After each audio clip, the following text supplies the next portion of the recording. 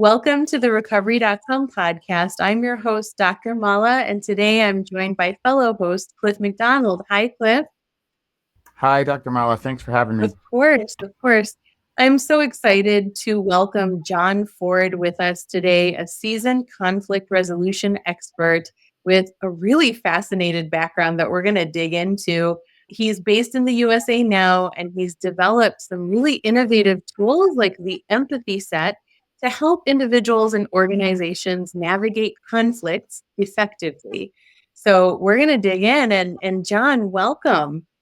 Thanks, Dr. Mala. Great to be here with you and Cliff. I'm looking forward to our conversation. Thank you. Yeah. So tell us a little bit about your background. I know you are originally from South Africa, correct? Yes, I am. I was born in, have to say, troubled South Africa, because when I was born, we were living under apartheid rule. And I think that had a big impact on me in terms of just noticing the quality of relations between humans and being really concerned about how people were being treated. And that did influence my career choices. And I ended up studying law as a way of being an agent for change and for more fairness and justice in society. After graduating from law school, I moved to Namibia. And it was in Namibia that I really got started as a mediator and helping people in the divorce context. What would happen is I was expected as a young attorney in the law firm where I was working I was always expected to carry some divorce work. And what would routinely happen is either the wife or the husband would come in and they'd say, well, I'm really hoping we can have a civil divorce. And I'd say, I'll do my best. And then the other partner would go off and see another attorney and all hell would break loose. And that just didn't really make sense. So what I would do is I'd say, if you really want to have that civil divorce, invite your partner into my office. Now, strictly speaking, that's unethical, although I understand that was also the way in which a lot of folks started mediating here in the United States. But I'd sit with them in my office. I hadn't trained as a mediator, but I'd essentially help them work out their private affairs with me, and then we'd take their agreement to court to be rubber stamped. So at that point, I didn't even realize I was mediating. Another arena where I started, again, without training, without really realizing it, was through my interest in the workplace, unions and things like that. And I got asked to sit as the chairperson of conciliation boards. So again, I was the chairperson, but I was essentially mediating. But anyway, that was how I got my start, not really realizing what I was doing. And I moved to the United States in 1996. And that's when I really discovered mediation. I was like, wow, there's an actual field of mediation. You can train as a mediator. And that's what I did. And I like to say I haven't really looked back, and I've just been building on that. Along the way, I recognized that mediation is important, but the tragedy is actually needing a mediator. Ideally, humans should be taking care of their own conflicts. And so I also trained as a trainer. And I found that my mediation practice and training practice sort of fed off one another. So I've done a lot of training, and it was in the context of training, essentially, that I actually started developing the communication tools. What I also found wasn't just that they were useful in training. When I took the risk of starting to use them in my mediations, they've significantly changed the way that I now mediate. That is absolutely fascinating. And I want to go back a little bit. Mm-hmm. You mentioned your early days in Namibia and the peace processes that I think we were aspiring to have happen. What was the atmosphere like, and how did that shape your understanding of human rights and all of the things that basically led you to this point, like influence the want to help with conflict resolution? Well, as I say, I think that seed of wanting to help, well, I'm not really sure where it came from, but I found it in me. And as I say, that was alive in me, certainly in South Africa. Now, one thing that I'm going to share, and I sometimes acknowledge that I have a little bit of feeling of guilt, but I'd say not shame about this, but I was conscripted. When I was 17, I was put on a train and I spent 2 years in the Air Force. And at that time, South Africa was occupying Namibia, and I was sent to Namibia. So fortunately, I wasn't on the fighting front line. I was at an Air Force base, but I was acutely aware of the injustice of that, and that really troubled me. Although I should say that at the time that I went to Namibia, I wasn't comfortable being in the military. At that time, it was still during the Cold War, and the narrative was that Russia or the Soviet Union was advancing on South Africa. Angola to the north was already a Marxist country, and Mozambique on the eastern coast was also a Marxist country. And so the narrative was they were coming for South Africa. And the way I know how I'd been sort of socialized and programmed was there was a band called ABBA. I'm sure you remember it, and it was very popular in South Africa. And I remember hearing that ABBA, this is now while I was still in the Air Force, had played at a charity concert and had donated all of the funds to SWAPO. SWAPO was the Southwest Africa People's Organization, sort of the equivalent of the ANC in South Africa. And I remember thinking, like, how could they have done that? Don't they know that they are communists? Now, it's embarrassing for me to say that at this point in my life, but it also just reveals my sort of how I'd been socialized at that point. So I wasn't as troubled being in the military, and I was clear that I wouldn't have wanted to be deployed in any way in the police. But it was really only when I went to university, the University of Cape Town, where I studied, is a liberal university. It's a little bit like a UC Berkeley. And that's where I got my political sort of conscience. And then I wanted to make amends. And so after I graduated from law school, I hitchhiked. It's like 2 days on the road, hitchhiking all the way back up to Namibia. And I got a job in the law firm that I knew was doing political human rights work. And that was what motivated me. So at that time, and I think the white population in Namibia is maybe 1 or 2%, there was a sort of a tension. There were security checkpoints and things like that. So we were living in a militarized zone. And as I say, for me, when I look back, the work was meaningful, but it was also tragic. In other words, I felt good about helping people get out of detention or suing someone who'd beaten someone up indiscriminately. But that was really horrible. And it was only after the end of that occupation, the United Nations came in 1991 and implemented Resolution 435, that all of that came to an end. And then I was sort of left, I don't want to say high and dry, but that meaning that I'd found in the political work that I was doing was suddenly gone. And that's when I started doing more work in the labor field. And as I say, that's what sort of really led me more towards the mediation. But just to quickly say, Namibia is now a thriving democracy. I have a daughter there. I'm going back in May to celebrate the birth of my grandson. And I was very happy for that chapter and the way in which the Namibian people embraced me and allowed me to have such a fine time there when I was there. Hi, John. Again, Cliff. And John, I identify as a person in long-term recovery. I had a battle with alcohol use disorder in Alcohol One, but it brought me to some great places. And it's a big part of why I'm here. You talk about being connected with meaning and purpose. You also said you made amends. I used the 12-step program, and step 9 is making amends. So I could really understand when you were talking about how you were socialized in the world you were born into when you were conscripted. You had this sense early that you wanted to be a beacon of peace and fairness and kindness and compassion. I felt those same things as a young person. I almost went to West Point. I was getting recruited to play football there.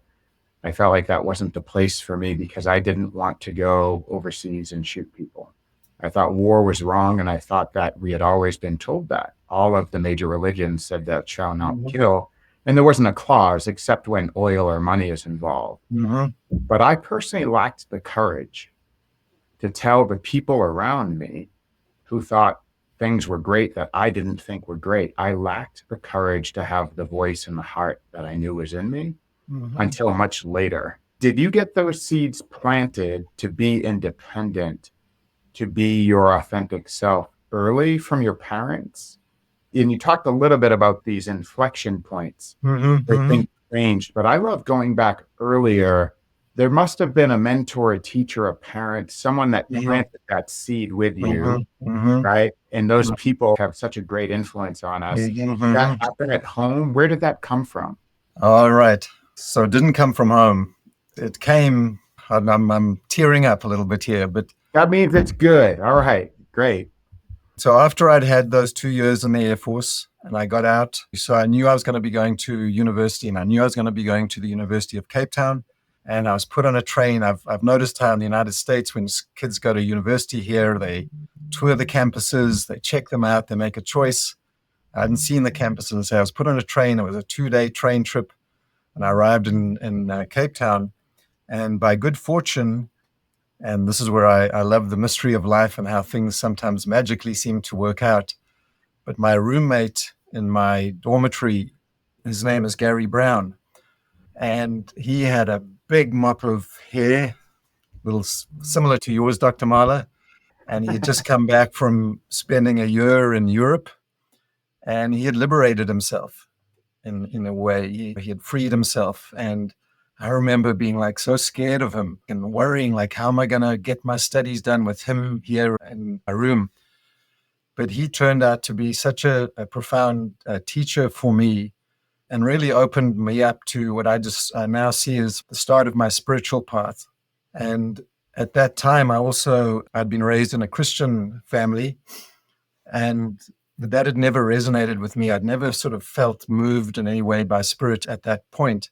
But he really, I'll just say, with a little bit of help from the plant world, started to open my mind to seeing things in a different way. I also found that was especially helpful in terms of connecting with my witnessing awareness and starting to be sort of aware of the distinction between what I was starting to see as my higher self or higher aspirations, and then those more, what I sort of starting to see as those more unfortunate ways in which I'd been socialized. But I also, at that time in my life where I was so open to new ideas and fresh things, I encountered the Krishna movement. And not that I pursued it too long, but that was instrumental. But also, by chance, I stumbled on transcendental meditation, which had arrived in South Africa. And so all I can sort of say is a combination of those sort of experiences really did empower me and helped me sort of feeling empowered in life. And in South Africa, to study law, you typically do a 3-year undergraduate degree, and then 2 years is like the same as the JD in the United States. At the end of those 3 years, I maintained my studies, and that was the way I'll just say I would keep my parents off my back. I knew that if my grades were good, I could live the life that I wanted to live, and I was really enjoying it. And again, I'm being risky with you guys, which I think is good, but I happened across a book. By this time, I was no longer in dormitory. I'd moved into a student commune. And randomly, I found a book on the shelf by Timothy Leary called The Politics of Ecstasy. And the line was that really resonated with me was turn on, tune in, and drop out. And that's what I did. And I just met a woman who was 10 years older than me. She was a nurse. And I left university. Everyone was aghast. And what on earth are you doing? And we went hitchhiking around Southern Africa. And that was one of the most empowering, powerful experiences in my life, where it was partly not just his writing, but also the deep dissatisfaction that I felt with society. When you grow up and you believe the grown-ups, right, that they've got all the answers, and then you get to that sort of late teenage, turning the corner into the 20s, and you realize they don't really know what's kind of going on, and they don't have the answers, and look at the way they're treating one another, look at the way they're treating the environment. I was essentially outraged. And I think what I was at that point trying to do was to see if I could leave that. And one of the big discoveries I made during that year's odyssey was, firstly, that you can redefine your relationships to society. That's possible, but we are social creatures. There's more to the whole story, but at the very end of that year of journeying, I got stuck by a waterfall, and it was in the rain, and we couldn't move for a couple of days. And it was like an epiphany or an insight where I realized I need to finish what I started doing. At that point, I was concerned that if I continued down the legal track, I wasn't going to be true to myself. And I realized I was anticipating an outcome that I didn't really know how it was going to play out. I needed to finish what I was doing. And that's what sent me back to law school. And the beautiful thing was I went to law school. It felt hard for me because it was taking me away from my hippie, as it was, sort of side to the good boy John sort of side. But I did it. And then law became the stepping stone to mediation, which I couldn't see. And then mediation has become the stepping stone to an emphasis on empathy. So gone about it in a long-winded kind of a way, but I hope that sort of gives you a sense. But that was really when my fire in me got ignited of, I want to engage in the world. And as I say, that I thank my brother Gary for that. Yeah, we want to have depth, and we want it to be very humanistic and personal. And I'm glad you went there. And Gary Brown, I have no doubt about that, he was sent to you. So this thing could be tapped, and you could fulfill this gift that you had.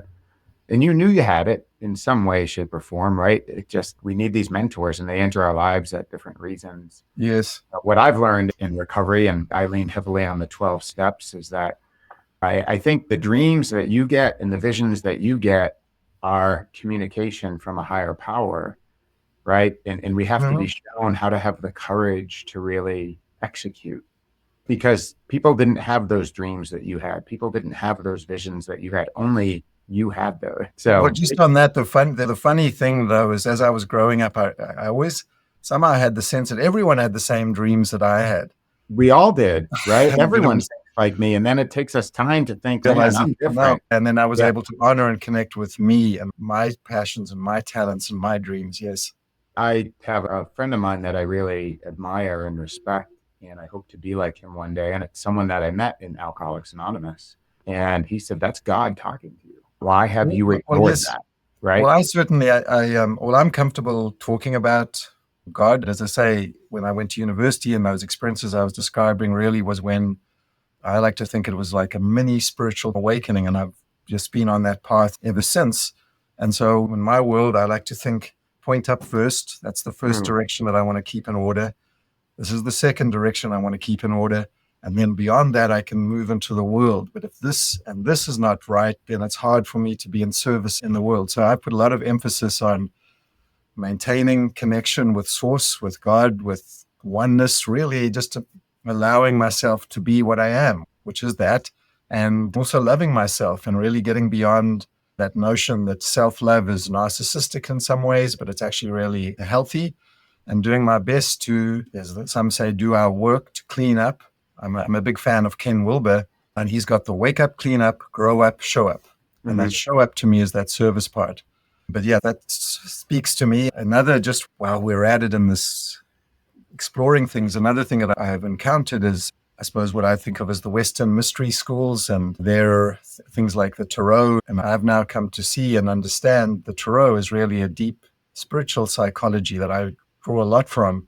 Now my understanding is, yes, I have my conscious mind, and that helps me navigate, but it's that subconscious, through the subconscious, that I get the messages from Source or from God. And when I quieten my mind and I'm not in my busy head, then I can receive them, sometimes in my dreams, and just sometimes the thoughts are coming to me. But I do, as I live my life, try to be open and sensitive to the guidance that I'm receiving.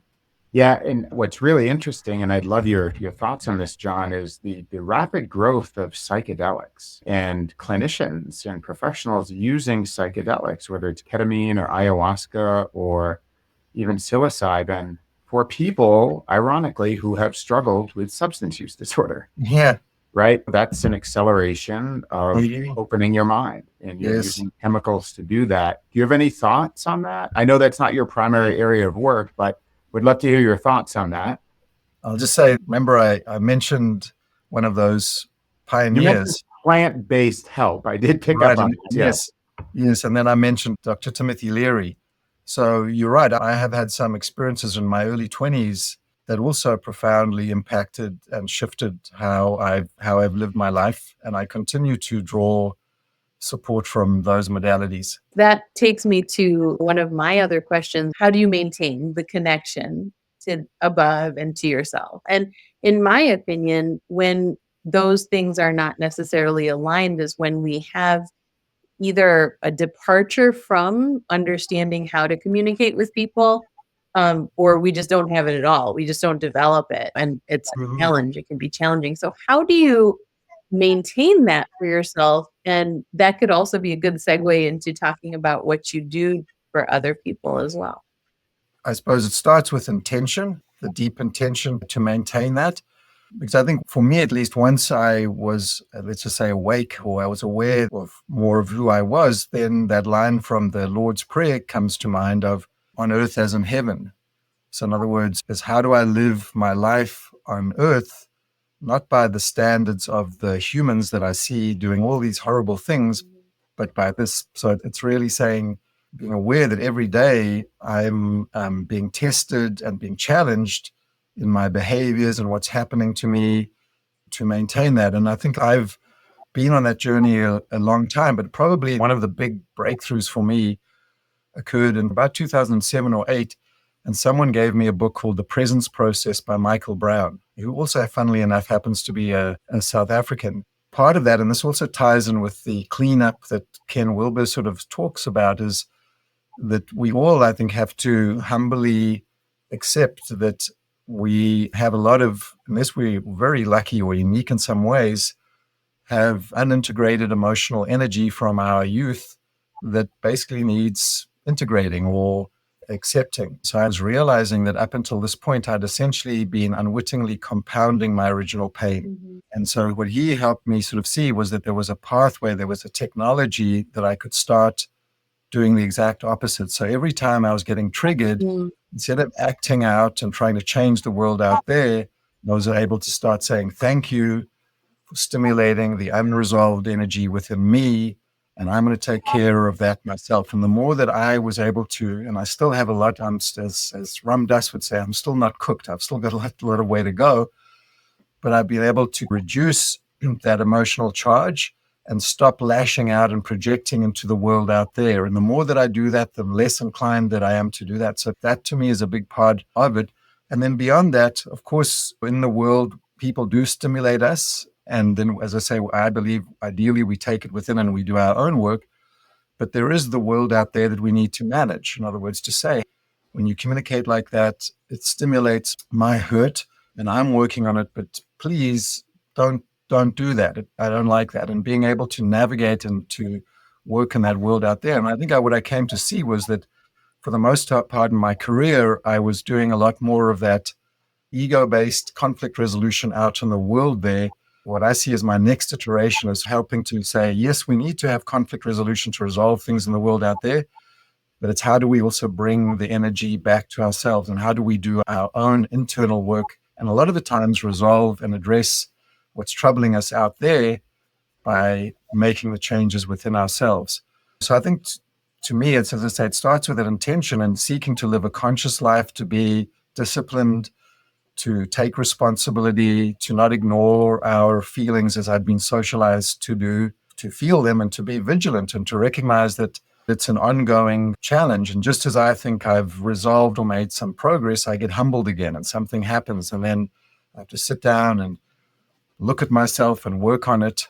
But I think that to me is the path and we humbly continue. Oh, for sure. I mean, certainly as a provider, I see this. People walk in with the expectation that it's going to be like this, and that's what they want. The aspiration is always, I want a peaceful life. I want it to be great, all the good things, right? But part of that is those humbling moments that help get you back to learning what it is that you need today, here and now, to be able to keep yourself connected, to be grounded, to be one with yourself and whatever your beliefs are.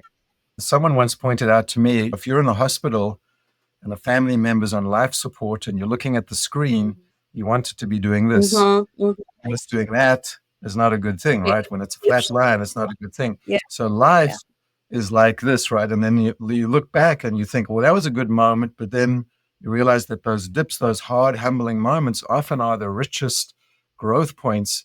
And you can't just say that my life is only those little bumps above that, the positive line. It's to embrace and to be grateful for all of life, as hard as it may be at times. I think in the West, we're such a young culture and not mature spiritually, that's for sure, with an emphasis on materialism and consumerism. And I feel like we've got a long way to go there. You talk about conflict resolution, right? That's what you do. And looking first in the mirror. And in the 12-step programs, there's this thing, you guys are familiar with this, of taking that inventory. And it's not an inventory. I'm not taking an inventory of Dr. Mala or John. I'm doing an inventory of me. And we're so good at taking inventory for other people. So when you're dealing with conflict resolution, John, I'd love to shift more into your work. And first of all, I'd love if the audience could learn who you help, how you help them. Is it individuals? Is it businesses? Is it partners? Is it teams? And then is that where you start? Right? Because you can look at me and see my character defects pretty easily. Can you really look at yourself? Is that how you start your work? So two things: who do you help? And then how do you start your work whenever you do get called in to do this work? As I mentioned in the early part of my career, if we go back to Namibia, I was expected to do some divorce work. So divorce work has tracked along with me, but I currently am not doing divorce work, but I have done divorce mediations. So I've done that. But I also mentioned that I had an interest in the workplace and labor law and unions and things like that. And that led me to the workplace. And so that's really been what my focus has been, certainly as a mediator here in the United States. Let's just say at the very beginning, having practiced as an attorney when I got here, I imagined that if I was going to be a mediator, I would be mediating litigated disputes. But early on in my time here, someone said to me, John, the gatekeepers to the litigated disputes are the attorneys, and you haven't taken the bar here. You're not going to be credible to them. And I'm actually so grateful that happened because honestly, mediating litigated disputes, I hate to say it, but it's a very primitive, basic form of communication. It's not at all inspiring. It's really about the numbers. It's not about the relationship. But someone said to me, he said, you know what? Every single court case started upstream away from the courthouse. So you can either wait for that case to arrive at the courthouse and then try to resolve it, or you can go upstream. And that's what I've spent my life doing, is trying to get to the source and to get to the conflicts early. So I mostly work with organizations. They'll approach me. They'll say, we've got these 2 employees. They can be high level. I've worked with all levels within an organization, and they're not getting along. Over the years, because again, if all you have is a hammer, then everything looks like a nail. So classically, as mediators, we're looking for the 2 people that are in conflict. Over time, what I would often start realizing is that I'd be working with the 2 people, and they'd say, yeah, we have an issue, but it's not just us. We're part of a team. Right? It's a little bit like a family system, and they're projecting onto us as if we're the problems, but they're actually part of it. So I started working with teams. So I'd say I do a lot of work with the classic mediations between 2 or 3 people, and then also a lot of teams that are in trouble. And then I would also add that I do training and I do coach and I teach mediation and negotiation at UC Law. It used to be UC Hastings, but my primary practice has been, as I say, as a mediator in the workplace, as I mentioned. In terms of starting, so classically, when I took my training, there's what we refer to as convening, which is really like a form of intake where we bring people to the table. And then classically, the mediation model would go something like, we'll start at 9 o'clock and the mediator would deliver an opening statement. And the hope would be by the end of the day, not beyond 5, but sometimes you'd go until 6, you'd have some kind of a resolution. And the mediator is often muscling people to come to some kind of an agreement. Over the years, just working, as I say, in my environment, doing what I would call relational interpersonal mediations as opposed to transactional disputes, I kept realizing this model didn't quite work. And so I've slowly evolved my practice. So in terms of you saying, how do I like to start? The first thing I always say is I like to start with everyone. I want the whole to be there. I don't want to start privately with one or privately with the other, because that just creates sort of an environment for suspicion. So I always like to start fresh. I also generally, when I get contacted by a client and they try to regale a whole lot of information, I say, no. I don't need that. I don't want you to I don't say this to them, but I don't want them to taint my mind with their perceptions. I want to go in with a fresh, open mind. And the other big way in which I've shifted and changed is how I conduct my opening statement. So the opening statement, the way that I was trained to do, was much more focused, I would say, on my needs. And I've now shifted to, I don't call it an opening statement, I call it an orientation session. And what I'm trying to do is to connect, inspire, let them get a feel for who I am, and really invite them on a journey of discovery, of saying, you have a conflict and there's a way in which we can approach it that's going to make it worse, but I have some ideas about how we can make it better. And one of the key ideas that I see in their minds is the importance of acknowledging before we get to problem solving. The analogy I'll sometimes use, I say, in the physical world, if you trip and fall and you land on a spike and you have a puncture wound and you need stitches and you get rushed to the emergency room and you're on the bed and they come in and they want to start stitching you up and they haven't cleaned out the wound, you'll be like, whoa, like you need to clean this thing out first, right? But so often what happens in conflict is people are so uncomfortable with it, they just want to cut to the chase. Let's just get to solutions, and then they trip themselves up. beyond that, that need for acknowledgement, I came to see just through my practice when there wasn't sufficient acknowledgement / validation of their experience, people would get stuck. But when they were getting that acknowledgement of their experience, that's when they could move on. And that's when, Dr. Marley, you mentioned the cards that I've produced. That's when they really became the big game changers for me. Going back to your question about start, as I say, I start with that orientation. It's all about inspiring them, giving them what I think of as just-in-time training for the journey that we're about to go on. I then have 2 one-on-one private meetings with each of them. It's such an easy job for me because all I do is I just sit there and listen to them and reflect back. I don't argue with them. I don't try to even say, what about this or what about that? All I want them to know is that I hear them and I get that this has been their experience and it's true for them. And I'm not here to mess with their reality. And I do that with the other person. And then I bring them together and I say, I want you just to share in a nutshell for about 5 minutes how you've been impacted by the conflict. And then I work with their nemesis to help identify what they're feeling and needing using the cards. And then the other person has their turn and they get to share how they've been impacted, nutshell it 5 minutes or so. And then the other person works with me to identify what they're feeling and needing. And I find that sets the stage for us then to problem solve. Then we can start saying, all right, where are all the friction points that you've been rubbing up against one another about? Because whatever's a friction point to you represents an opportunity to me. And I invite you also to see it in that way as an opportunity for clarity, for a new way of interacting as it relates to this particular intersection. And I've found over the years, if we do that acknowledgement piece right, when people feel like their experience has been honored in terms of what they went through, and I do have to do a little bit of coaching where I constantly am reminding people, demonstrating understanding doesn't mean you agree. It just means you're just acknowledging that was your experience. Now, you may in the back of your head be thinking like, that's crazy. It wasn't like that. But that was that person's experience. And when we do that, when there's that deep acknowledgement, I find then we can move into problem solving and come up with solutions that address their real world problems and that they've committed to and that they follow into the future. Yeah, that's so great. So much of what you're talking about, first of all, I love workplace mediation. I used to do it myself also when I was in the military and in other corporations as well. And I get consultative requests. And I love your tool. One thing that I've always seen is that conflict is very challenging for so many people to even go into, to admit, like, wait a second, there's something going on, and to face it. So how, aside from people reaching out to you, when, let's say you're in the room, you've got people in front of you now, how do you help them with getting past that fear of confronting the conflict? Well, again, I think that's part of what I'm trying to do right from the very get-go is to normalize the conflict experience, to help them see that it actually represents an opportunity. And again, I just say the biggest thing that I found that helps them is when they're having their experience validated, acknowledged, they're getting some empathy. And that to me has been the big sort of direct experience in life insight that I've garnered. And then when that occurs, more often than not, I find that it helps. Because what I'd often experienced prior to that was in the more classic mediation where I do my opening statement. I still do establish ground rules. Let's just establish rules of civility or respect or how we're going to communicate.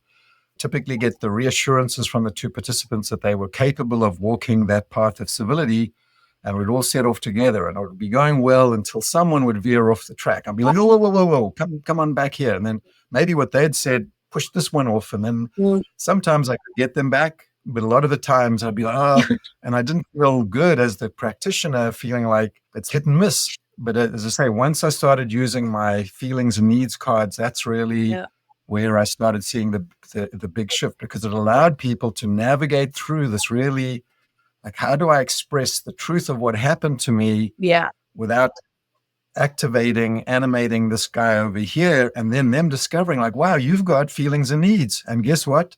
So do I. They both have. And a lot of the time their feelings and needs match. They're like, huh? Yeah. That's kind of crazy. It's really the Gestalt theory of change, right? When we allow a person to be what they are, they can change. When we try to say, hey, don't be angry or get over it, we're minimizing, we're discounting, we're putting them down, we're denying it. That's where they turn up the volume, give another example, throw some more fuel on the fire, and you're on your merry way. These cards, they're sitting behind me for those of you who are watching this. And for those of you who are on audio, we're going to go into this a little bit more. So the cards are part of the empathy set, right?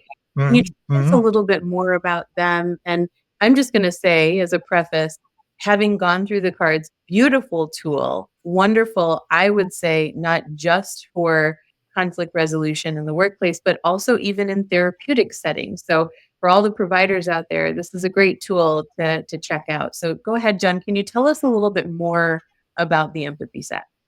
Sure. Well, I'll just quickly say they definitely are useful in the mediation world. I know that, but I would say they've been picked up by more therapists than they have been picked up by mediators.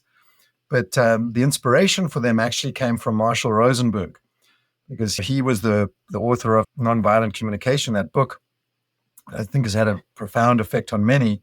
And he had a sort of a simple way of describing empathy as an ability to acknowledge another person's feelings and needs. And I think that's so helpful, because another definition we often hear about empathy is like walk a mile in someone else's moccasins or shoes. And I can start feeling a little woo-woo and like, how do I really do that?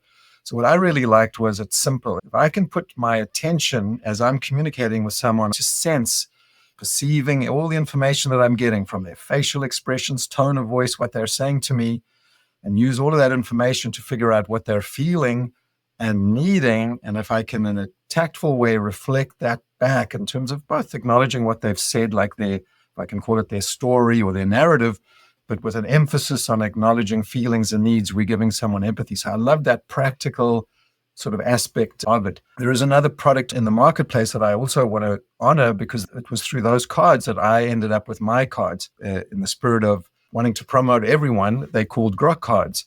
So I think it was about 2014 at Mount Madonna and near Santa Cruz. I was at a workshop and I got these cards. I could see they had this transformative effect, but there were some feelings and needs that they missed that I needed for the kind of work that I was doing in the workplace. So I wanted to add some needs that I knew that leaders would need, for example, performance and things like that. But in any event, but that's essentially where they came from. It's 2 sets of cards, 56 feelings, 56 needs. I also do have a dictionary with the feelings and needs, and I've also developed an app with the feelings and needs. But that's the sort of the essence of it. And the way I look at it is it's a tool, as we've been talking about, that you can certainly, I use as a mediator. I know therapists use it, but a lot of people use it just for themselves. And to me, one of the best ways of using it is really as a series of prompts to help you get in touch with what's going on in a particular situation. So it's again going back to our conversation where we went first up, and then it's this direction, right? So first is, how do we give ourselves empathy about the situation before we move into the world to give someone else empathy?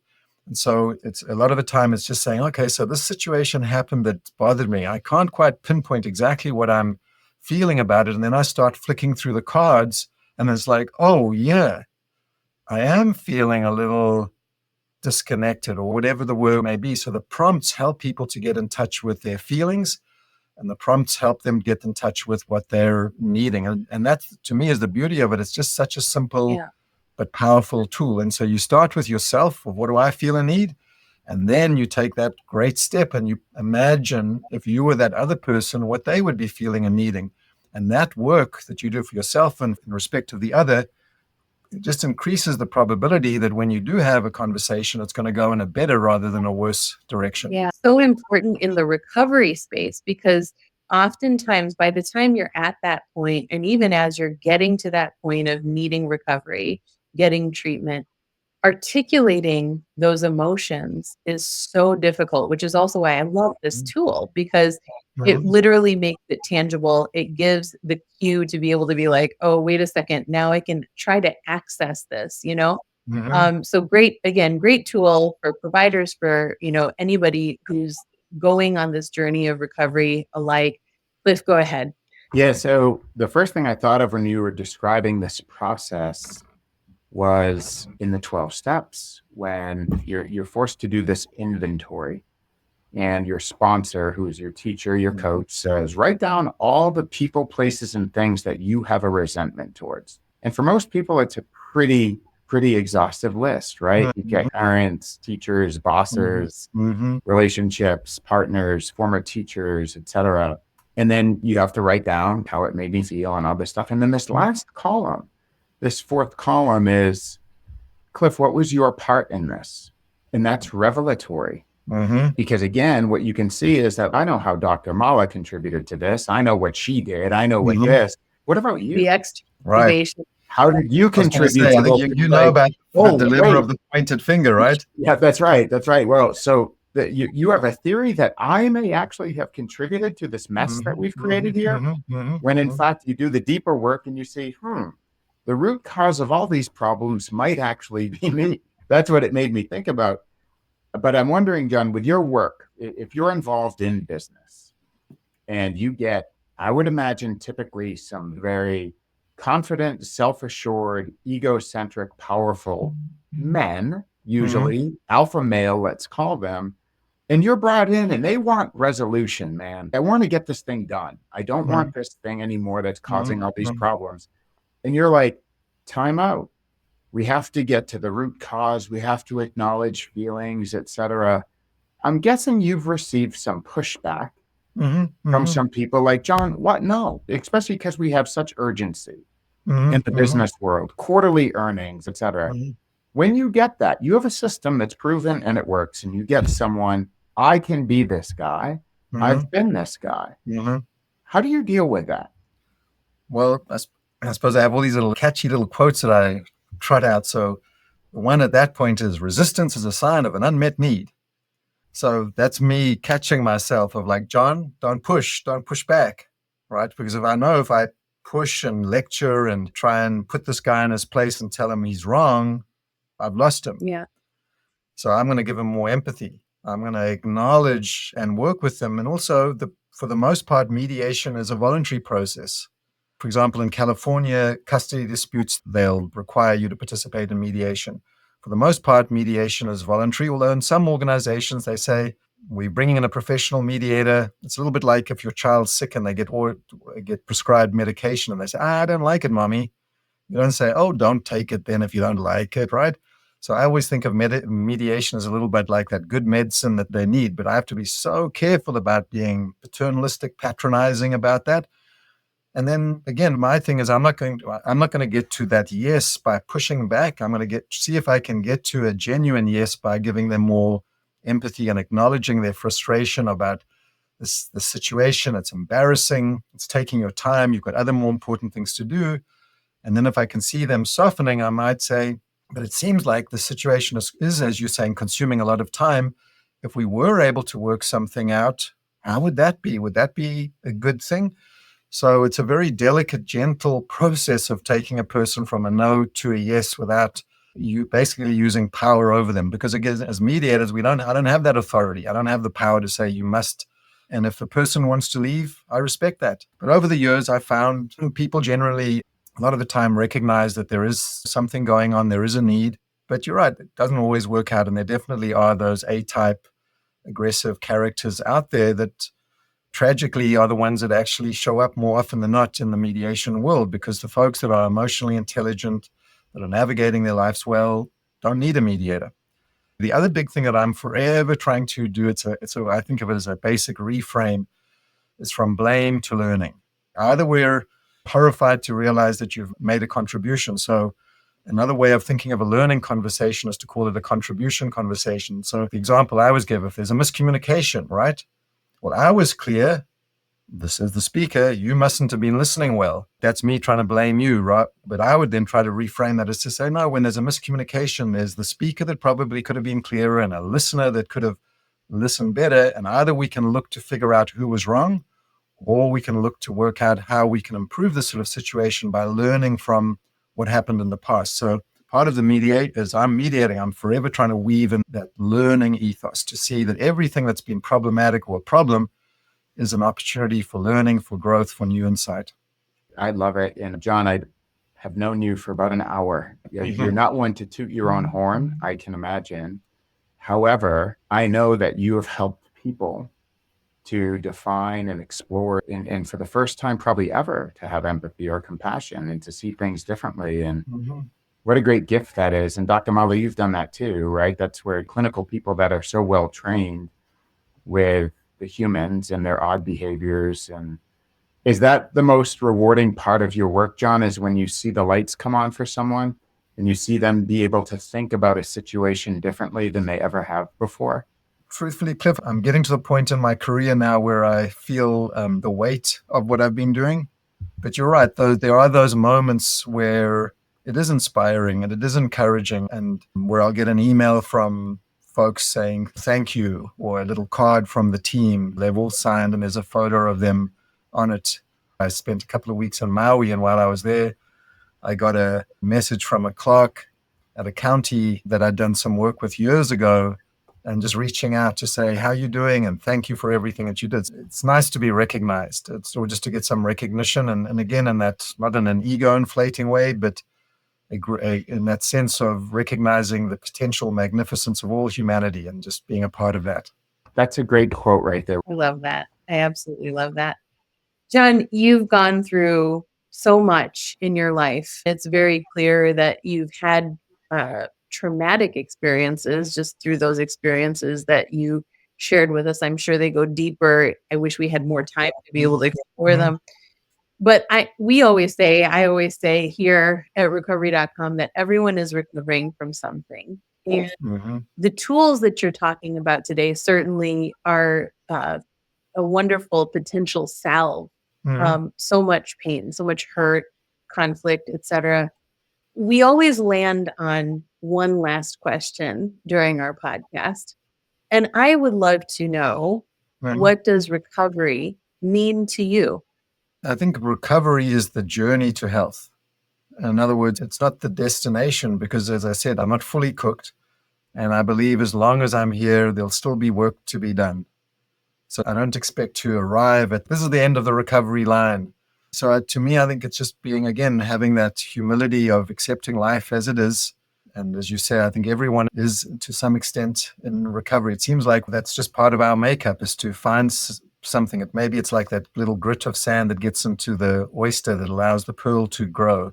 So we need some of those difficult experiences. Remember, as I was saying, we perceive as like, this trauma, why has this happened to me? That becomes our strength, becomes the sort of the source of our insight for growth. So I think for me, recovery is the journey. It's like staying on the path, not compounding our original pain. Remember, I mentioned the Michael Brown Presence Process book, because that to me was the big game changer. Is like, my sense is for most folks, they're stuffing their emotions in, like, I definitely don't want to talk about this. You don't want to look in my can of worms because you have no ideas what's going to go there. And they're petrified of it. So I invite people to open them up, start looking at them, and to start doing that work. And there, as you say, there are modalities and techniques around to support that recovery journey, just to keep moving towards greater health, towards greater integration of our whole being, and living life at its highest, by our highest set of values rather than our lowest. Love it. Thank you so much for that. How can people reach you, and how can people get their eyes on the empathy set? Sure. Well, the easiest way is my website, which is empathyset.com. And I also do want to chat quickly, because we mentioned the empathy set of cards. They'll also find the talking sticks, which are also a great, powerful tool for making sure that you have an opportunity to have your perspective heard in a conversation, and you don't have a lopsided conversation. But yeah, the empathyset.com is the best place to go, and they'll find all of these resources there. My talking stick is right behind me. There you go. Right there. I keep it handy. It's a beautiful tool. Thank you. Thank you, Dr. Mala. Well, thank you so much to both of you. I've done a few podcasts now, and you never know exactly where they're going to go. But in fact, this is the first time I've done it with two folks, and I really enjoyed it. It was nice meeting you, Cliff. Dr. Mala, you and I had a previous conversation, which I really enjoyed. So I knew I've been looking forward to this conversation, and I really just enjoyed exploring and partly honoring a little bit of my life with you. And I do hope it's helpful for everyone. Absolutely. Oh, it's awesome, John. I feel like we're just getting started, and I love the work you're doing. And there's an element of your work that you're a healer. Mm-hmm. And I love that. And you give me courage to go places that I want to go that are different than how I was socialized too. So this was a real gift for me today. So thank you. Love it. Thank you. Thanks so much. Thank you, John, for sharing. And Cliff, I love the closing remarks there. It was beautiful, very moving. Thank you so much. Thank you for tuning in to today's episode of the Recovery.com podcast. For additional information, resources, and to access treatment options, please visit our website at Recovery.com. We appreciate your listenership and are excited to have you join us on our next show coming soon.